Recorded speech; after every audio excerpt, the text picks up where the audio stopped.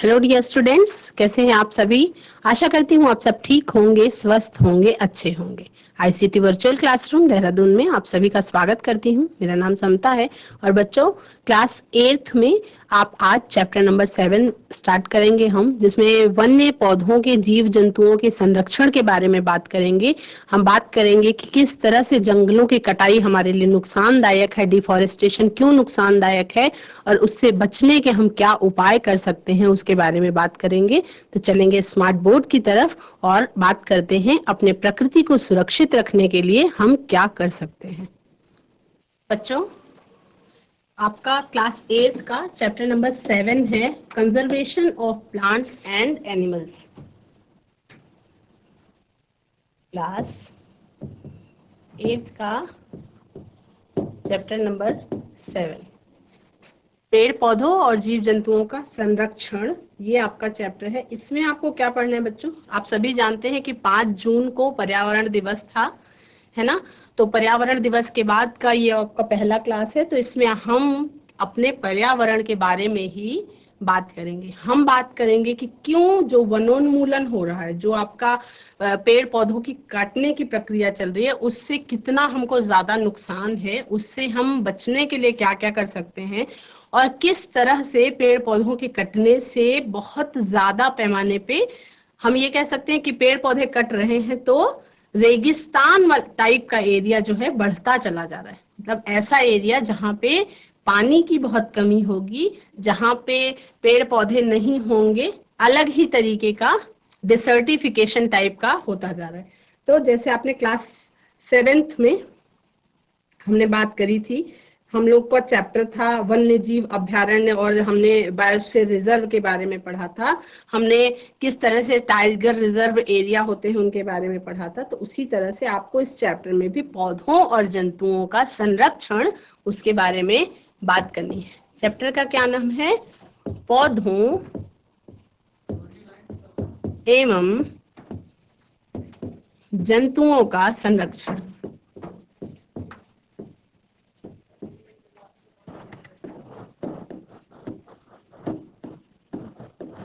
क्या बात चल रही है? पौधों एवं जंतुओं का संरक्षण। तो सबसे पहला टॉपिक इसमें हम क्या चुनेंगे? Deforestation causes and effects.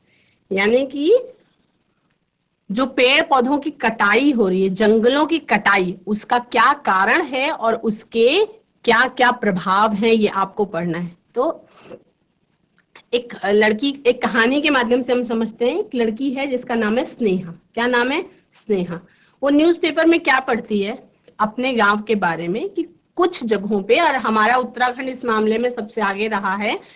आपने वैसे भी सुना होगा कि जब पेड़ कट रहे थे तो पेड़ों को कटने के लिए, कटे ना, उनको बचाने के लिए बहुत कई बार अभियान चलाए गए हैं ताकि पेड़ों को कटने से रोका जा सके।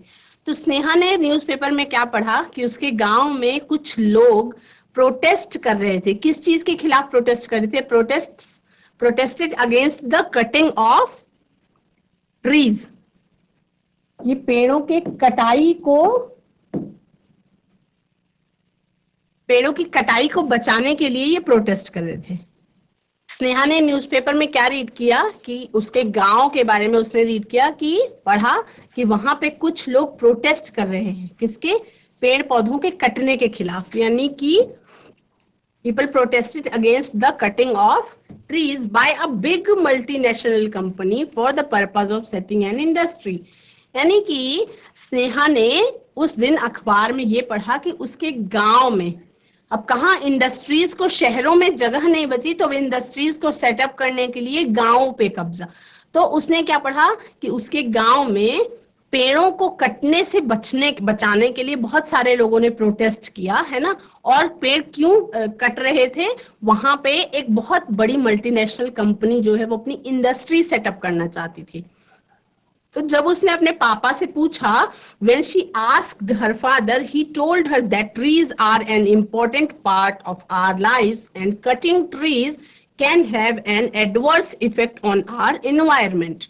उसके पापा ने क्या बताया? उसके पापा ने कहा कि जो पेड़ होते हैं ये हमारे जीवन का बहुत महत्वपूर्ण हिस्सा होते हैं, और अगर हम अपने पेड़ों को इसी तरह से इसी तेजी से, इसी रफ्तार से काटते चले गए और उसके बदले में उतने पेड़ नहीं लगाए गए, तो क्या होगा, ये हमारे वातावरण पे, हमारे पर्यावरण पे बहुत उल्टा प्रभाव डालेगा, बहुत खराब प्रभाव डालेगा।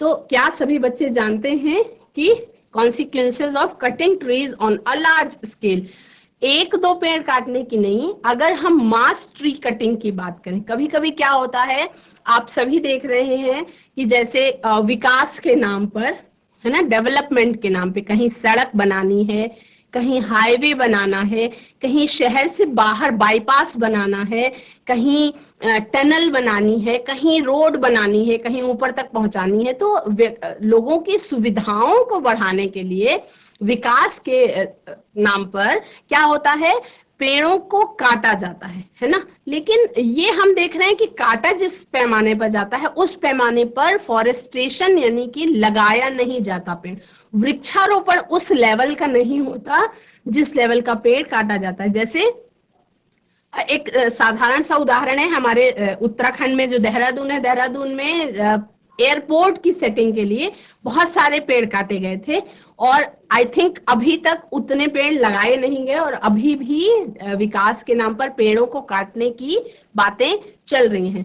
अब कितना ये धरातल पर सत्य है कि उसके बदले पेड़ लगाए जाएंगे, अगर उसके बदले 100 पेड़ कटे और अगर 100 पेड़ लगा दिए जाते हैं, या 100 पेड़ कटे और 150 पेड़ लगा दिए जाते हैं, तो उस प्रभाव को हम बराबर कर सकते हैं।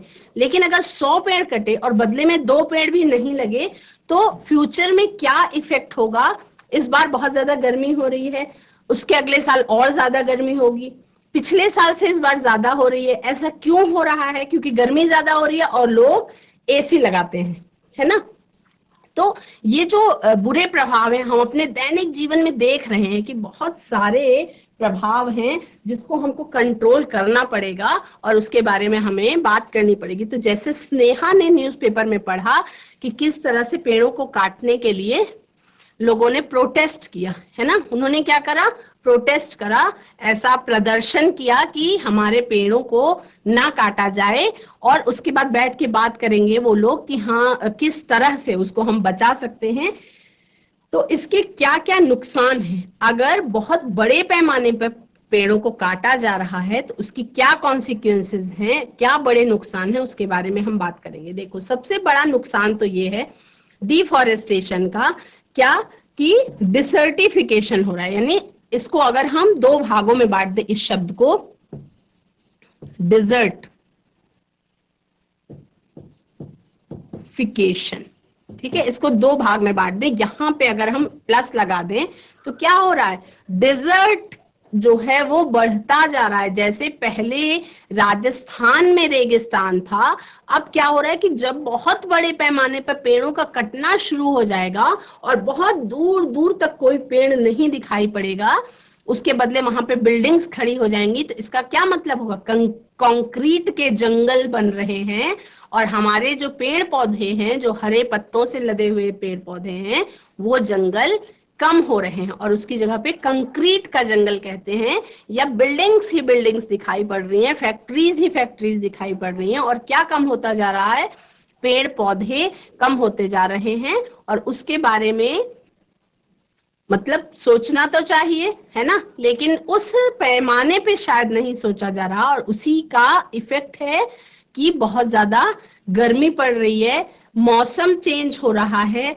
आपने क्लास में पढ़ा, इसी क्लास में आप ग्लोबल वार्मिंग के बारे में पढ़ेंगे, ग्रीन हाउस गैसेस के बारे में पढ़ेंगे। ग्रीन हाउस गैसेस बढ़ती जा रही है, ग्लोबल वार्मिंग बढ़ती जा रही है। तो ये डिसर्टिफिकेशन क्या प्रोसेस है, इसके बारे में आपको समझना है। डिसर्टिफिकेशन, जहां पे डिजर्ट जो है वो बढ़ता जाए, कैसे, desertification is the process of conversion of a fertile land, यानी कि जो हमारी उपजाऊ भूमि है, जहां पेड़ पौधे होते हैं, वनस्पतियां होती हैं, वहां पे उपजाऊ भूमि होती है। तो उपजाऊ भूमि पे जब पेड़ कटने शुरू हो जाते हैं और बहुत लंबे समय तक कोई भी फसल नहीं उगाई जाती, कोई भी पेड़ पौधा नहीं होता है, तो उसमें क्या होता है, वो धीरे धीरे कन्वर्ट होता जाता है डिजर्ट के रूप में। मतलब कैसा एनवायरनमेंट वहां पे आ जाता है, इनटू अ डिजर्ट एनवायरनमेंट, यानी उस स्थान पे कुछ रेगिस्तान जैसा पर्यावरण ऑटोमेटिकली डेवलप होने लगता है। तो ऐसी प्रोसेस जिसमें उपजाऊ भूमि में धीरे धीरे डिजर्ट एनवायरनमेंट डेवलप होने लगे या कन्वर्ट होने लगे डेजर्ट एनवायरनमेंट में, ऐसी प्रोसेस को हम डिसर्टिफिकेशन की प्रोसेस कहते हैं। ये क्या होता है? Removal of vegetation leads to rapid soil erosion. जब वेजिटेशन यानी वनस्पतियां जब बिल्कुल हटा दी जाती हैं, पेड़ पौधे एकदम कट जाते हैं, रिमूव हो जाते हैं, तो वहां पे क्या होता है? Soil erosion. आपने बहुत बार सुना होगा कि पहाड़ के पहाड़ गिर रहे हैं, पहले नहीं होते थे इतना, अब गिर रहे हैं, सरक जा रहे हैं, दरक जा रहे हैं। क्यों ऐसा होता है? क्योंकि वहां पे उनको रोकने के लिए, मौसम की मार जब आए या बारिश आए बहुत ज्यादा, तो उनको रोकने के लिए पेड़ों की जड़ें नहीं मौजूद हैं। जो पेड़ों की जड़ें होती हैं वो मिट्टी को बिल्कुल बांध के रखती हैं, तो मिट्टी को बांध के नहीं रख पाती। जब पेड़ ही नहीं बचेंगे तो मिट्टी की जड़ें कैसे, पौधों की जड़ें मिट्टी को बांध के रखेंगी? तो इससे क्या हो रहा है? रैपिड सॉइल इरोजन हो रहा है। जो कहां पे हो रहा है? Where the top most layer of soil gets blown away by wind. जिसमें क्या होता है? जो जमीन की सबसे ऊपर वाली परत है, जिसको हम सबसे ज्यादा फर्टाइल लेयर कहते हैं, जहां पे सबसे ज्यादा उपजाऊ मिट्टी होती है, वो क्या होती है? वो धीरे धीरे हवा से उड़ जाती है, बंधी नहीं रहती है ना। तो इससे क्या हो रहा है? This gradually decreases the fertility of soil. तो इससे क्या होता है कि धीरे धीरे जो जमीन है उसकी उपजाऊ की क्षमता जो है वो कम होती जाती है। As a result it is unable to support any vegetation and leads to the spread of deserts. और इससे क्या हो रहा है? बहुत लंबे समय पे जब फर्टिलिटी कम होती जाती है जमीन की, तो क्या होता है? वहां पे वनस्पतियों का उगना दोबारा से मुश्किल होता है और धीरे धीरे रेगिस्तान जैसा पर्यावरण वहां पे बढ़ना शुरू हो जाता है। इस प्रक्रिया को हम कहते हैं डेसर्टिफिकेशन। तो सबसे बड़ा नुकसान जो डिफॉरेस्टेशन का सबसे बड़ा नुकसान है, जंगलों के कटने का जो सबसे बड़ा नुकसान है, वो ये है कि डिसर्टिफिकेशन हो रहा है, यानी कि डिजर्ट जैसा पर्यावरण धीरे धीरे बढ़ता जा रहा है। Deforestation can lead to disturbance in water cycle which can result in droughts. और क्या हो रहा है? डिसर्टिफिकेशन बढ़ता जा रहा है, रेगिस्तान जैसा माहौल बनता जा रहा है और सूखा भी बहुत ज्यादा पड़ने लगा, क्योंकि वाटर साइकिल डिस्टर्ब हुई बहुत तेजी से। उसके अलावा और क्या होता है? Also when the ground is devoid of vegetation, जब जमीन में वेजिटेशन नहीं होता है तो क्या होता है? It becomes difficult to hold rain water. जब पेड़ पौधे नहीं होते तो पेड़ पौधों की जड़ें पानी को रोक नहीं पाती हैं, जिसको कहते हैं रेन वाटर हार्वेस्टिंग नहीं हो पाती। नेचुरल रेन वाटर हार्वेस्टिंग करने के लिए पेड़ पौधों का वेजिटेशन का होना जरूरी। जैसे अगर किसी भी सतह पे आपने देखा होगा कि कोई भी सतह है जहां पे केवल मिट्टी है और कोई ऐसी जगह है जहां पे दूब घास लगी हुई है, तो जहां पे दूब घास लगी हुई है वहां पे रेन वाटर ज्यादा होल्ड होता है, और जहां पे जमीन है वहां पे रेन वाटर बह के चला जाएगा और साथ में ऊपर की उपजाऊ मिट्टी को भी बहा के लेके चला जाएगा। तो जहां पे वेजिटेशन है, जहां पे वनस्पतियां हैं, वहीं पे रेन वाटर होल्ड हो सकता है। और चूंकि ground is devoid of vegetation, वनस्पति विहीन होती जा रही है जमीन, तो उससे क्या हो रहा है? हम अपने बारिश के पानी को भी होल्ड करने में सक्षम नहीं है, क्योंकि अगर वनस्पतियां नहीं है तो बारिश का पानी रुक नहीं पा रहा है। ठीक है? As a result, the infiltration rate of water, rate at which water seeps into the ground, तो इसमें जो पानी का इनफिल्ट्रेशन का प्रोसेस है, वो दर जिसमें पानी जो है वो अंदर जाता है जमीन के अंदर, वो कम हो रहा है। अगर पानी जमीन के अंदर नहीं जा रहा तो क्या हो रहा है? जब पानी जमीन के अंदर नहीं जा पा रहा है, this causes flooding of grounds, जमीन के ऊपर ही बहुत ज्यादा बह रहा है, या उसको हम कहते हैं कि बाढ़ की सी संभावना बन रही है। जितनी भी बारिश हुई सारा पानी बाढ़ के रूप में बाहर आया, कुछ भी पानी जमीन के अंदर नहीं जा पा रहा। क्या रीजन है? कि वेजिटेशन की कमी है तो बाढ़ हो रहा है, सूखा हो रहा है, रेगिस्तान जैसा माहौल बन रहा है, और उसके और कितने बड़े बड़े नुकसान हैं इसके बारे में हम सोच भी नहीं पाते, सोच भी नहीं सकते हैं कि कितने बड़े बड़े नुकसान हो सकते हैं। रेगिस्तान बढ़ता जा रहा है, सूखा आ रहा है, जगह जगह पे बाढ़ आ जा रही है। तो इन सारे कॉन्सिक्वेंसेस को can have an adverse effect on our environment, ये हमारे पर्यावरण पे बहुत विपरीत प्रभाव डाल रहे हैं। It is essential that people are made aware of them. तो इसलिए बहुत महत्वपूर्ण है कि सभी लोग, सभी भारतवासी इसके बारे में जागरूक हो जाएं। और सबसे महत्वपूर्ण है कि आज की पीढ़ी के जो बच्चे हैं वो जागरूक हों और उनको ये समझ में आए कि deforestation should be decreased for personal और प्रोफेशनल इंटरेस्ट, यानी कि जंगलों की कटाई को डिस्करेज किया जाना चाहिए, इसको इतना ज्यादा बढ़ावा नहीं मिलना चाहिए, पर्सनल रीजन के लिए भी और प्रोफेशनल इंटरेस्ट के लिए भी। अगर किसी तरह से औद्योगिक प्रभाव, कोशिश की जानी चाहिए कि जंगलों की कटाई ना हो, जंगलों को बचाने का प्रयास करना चाहिए, है ना। पेड़ बचाओ जीवन बचाओ ये नारा अपनाना चाहिए। किस तरह से कंजर्वेशन ऑफ फॉरेस्ट्स और वाइल्ड लाइफ हो रहा है उसके बारे में हम बात करेंगे। Conservation of forests and wild life, जिसमें हम बात करेंगे जंगलों की, हम बात करेंगे फॉरेस्ट्स की। अगर हम जंगलों की बात करें, लोगों को ये लगता होगा कि बहुत पेड़ है, अभी तो बहुत सारे पेड़ हैं, थोड़े पेड़ कट जाएंगे तो क्या नुकसान हो जाएगा। अगर थोड़े टुकड़े जगह का पेड़ कट के एक रोड निकाल दी जाती है, लोगों के लिए बहुत आसानी हो जाएगी, क्या नुकसान हो जाएगा। उसके नुकसान धीरे धीरे प्रभाव में आते हुए दिखाई पड़ रहे हैं। फॉरेस्ट क्या होता है, जंगल क्या होता है, सभी बच्चों को पता है क्योंकि आप सभी क्लास 8th में हैं। A forest is a large area of land which is covered with different kinds of plants, trees and undergrowths. यानी कि जंगल एक ऐसा एरिया होता है, बहुत बड़ा क्षेत्रफल का, जमीन का क्षेत्रफल होता है, जिसमें विभिन्न प्रकार के पेड़ पौधे वनस्पतियां, बहुत बड़े बड़े पेड़ अलग अलग प्रकार के, और जमीन पे फैले हुए अलग अलग प्रकार की स्पीसीज के पेड़ पौधे पाए जाते हैं। बहुत विभिन्न प्रकार के पेड़ पौधों की, वनस्पतियों का इकट्ठा अगर एक जगह पे पाया जाए, जो जिसका क्षेत्रफल बहुत बड़ा हो, तो उसको हम जंगल कह सकते हैं। अब उत्तराखंड के बच्चों को ये बताने की आवश्यकता नहीं है कि जंगल क्या होते हैं।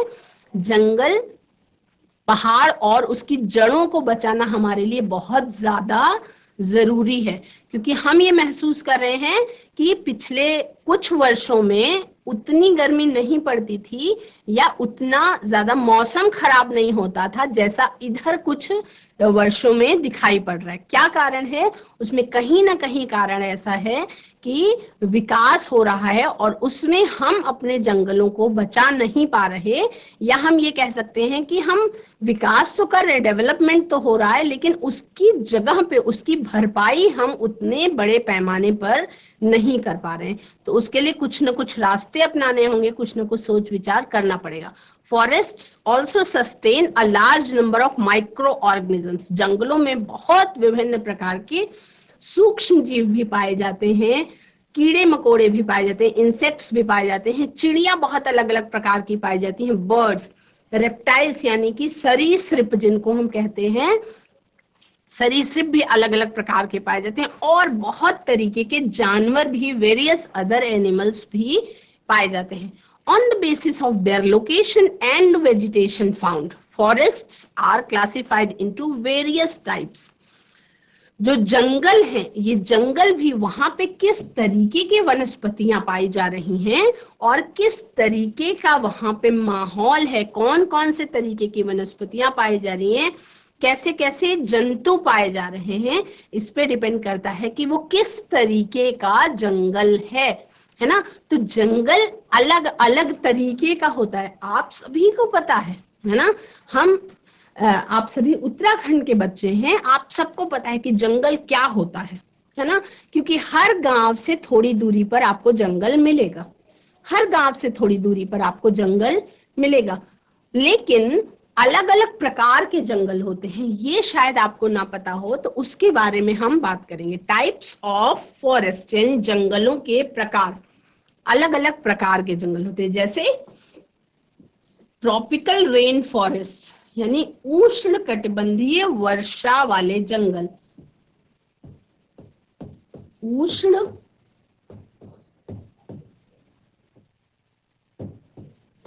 कटिबंधीय वर्षा वाले जंगल, ये कहाँ कहाँ पर पाए जाते हैं?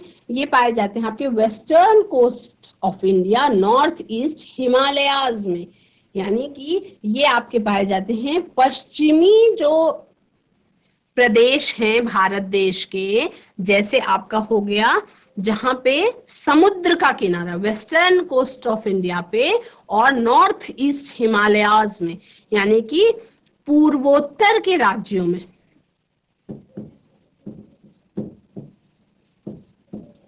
पश्चिमी किनारों पर, पश्चिमी किनारों पर और पूर्वोत्तर हिमालय में जो जंगल पाए जाते हैं वो उष्ण कटिबंधीय वर्षा वाले जंगल होते हैं।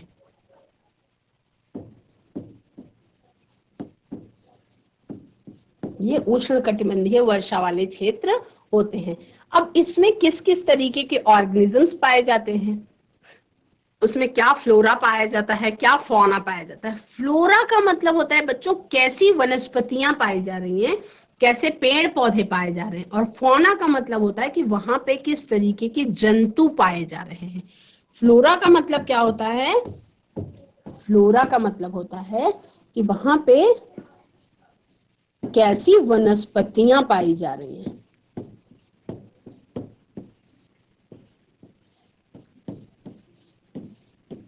और फौना का मतलब क्या होता है? जिसको कहते हैं फ्लोरा फौना, वहां का कैसा है। तो फौना का मतलब क्या होता है कि वहां पे किस तरह के जंतुओं का प्रकार क्या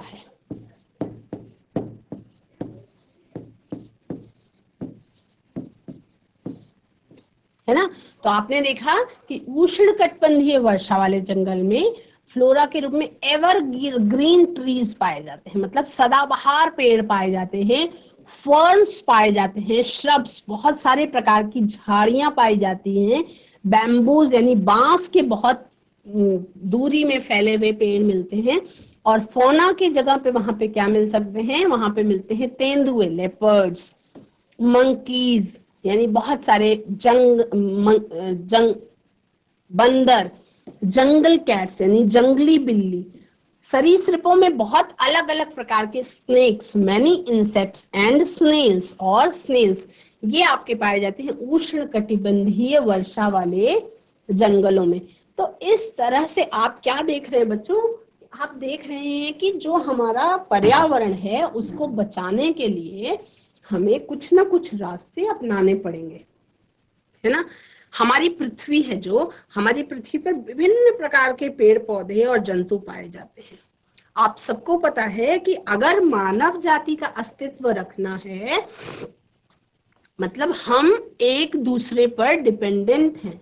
पेड़ पौधे तो खुद का खाना बना लेते हैं, बहुत छोटी सी बात है, आप सभी को पता है कि पेड़ पौधे स्वपोषी होते हैं, वो अपना खाना खुद बना लेते हैं। लेकिन हम इंसान हमेशा पेड़ पौधों पर, चाहे वो प्रत्यक्ष रूप से चाहे अप्रत्यक्ष रूप से, हम पेड़ पौधों पर ही निर्भर हैं अपने भोजन पाने के लिए, है ना।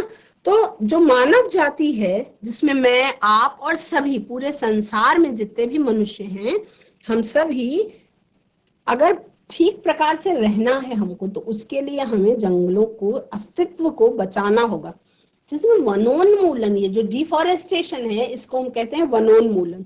तो वनोन्मूलन जो है वो इन जीवों के अस्तित्व के लिए एक बहुत बड़ा खतरा बन गया है। वनोन्मूलन का क्या मतलब होता है बच्चों? वनोन्मूलन का मतलब है कि वनों को समाप्त करने पर जो जमीन हमें मिल रही है, उस जमीन को हम अपने अलग अलग कार्यों के लिए उपयोग करने लगे। तो वन में वृक्षों की कटाई करने के क्या कुछ रीजन होते हैं, कुछ कारण होते हैं क्या?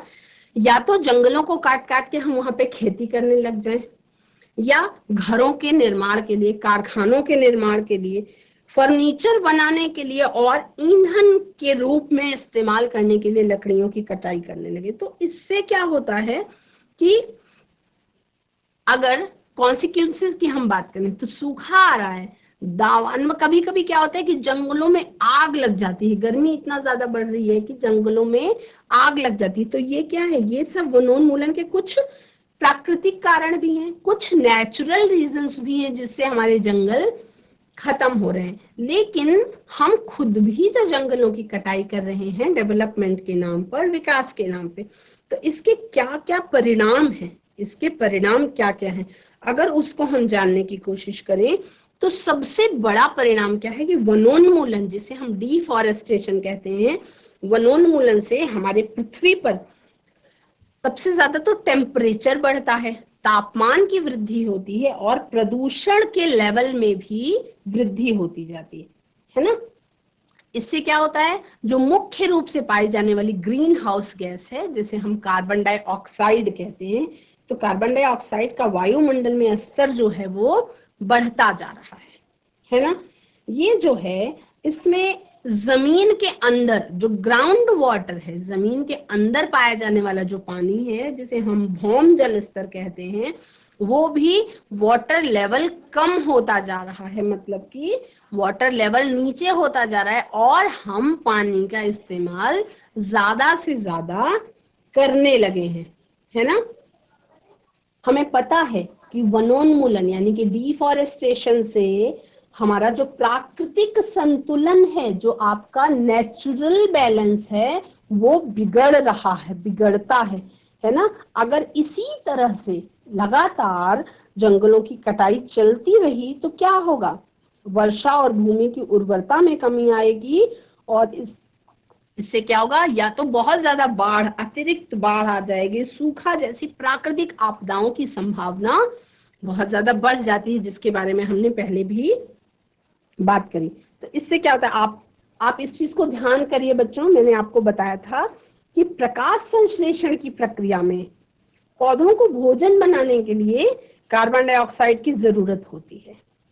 यानी कि अगर वृक्ष कम है तो इसका मतलब कि कार्बन डाइऑक्साइड के उपयोग में भी कमी आ रही है ना। अगर पेड़ कम है तो मतलब प्रकाश संश्लेषण की प्रक्रिया कम हो रही है, यानी कि हमारे ग्रीन हाउस में जो मुख्य रूप से पाई जाने वाली कार्बन डाइऑक्साइड गैस है, उसका भी उपयोग कम हो रहा है। वैसे तो कार्बन डाइऑक्साइड जो है हमारे शरीर के लिए वेस्ट मटेरियल है, हमारे शरीर के लिए प्राण वायु का काम करती है, ऑक्सीजन। तो केवल बहुत साधारण रूप से समझने की बात है कि ऑक्सीजन जो है वो कैसे बनता है, प्रकाश संश्लेषण की प्रक्रिया के द्वारा। और इसमें जो कार्बन डाइऑक्साइड है वो यूज होती है। और सनलाइट में खाना कौन बनाता है अपने लिए, पेड़ पौधों की हरी हरी पत्तियां। तो उन हरी पत्तियां जो है, वो जो हरे पेड़ पौधे, अगर वो ही नहीं रहेंगे तो प्राकृतिक संतुलन बहुत ज्यादा बिगड़ जाएगा। बच्चों, आज की क्लास में हम सभी ने जाना कि किस तरह से जंगलों की कटाई हमारे लिए नुकसानदायक है, उसके बारे में हमें जानना है। डिफॉरेस्टेशन यानी वनोन्मूलन के क्या मुख्य कारण हैं और क्यों हमें वनोन्मूलन से बचना चाहिए, उसके बारे में हम बात करेंगे। अगले कुछ सेशंस में हम जानेंगे कि किस तरह से ये जो जंगलों की कटाई हो रही है ये हमारे लिए नुकसानदायक है, किस तरह से जीव जंतुओं का और पौधों का हमें संरक्षण करना होगा। हमें अपनी जड़ को बचाना होगा, अपनी जमीन को, जंगलों को बचाना होगा, ताकि हम प्राकृतिक रूप से अच्छा जीवन जी सके, क्योंकि प्राकृतिक संतुलन बिगड़ रहा है धीरे धीरे। आज की क्लास में इतना ही। अगले सेशन में हम इसके बारे में और कुछ बातें करेंगे। That's all for today. Have a nice day. Take care.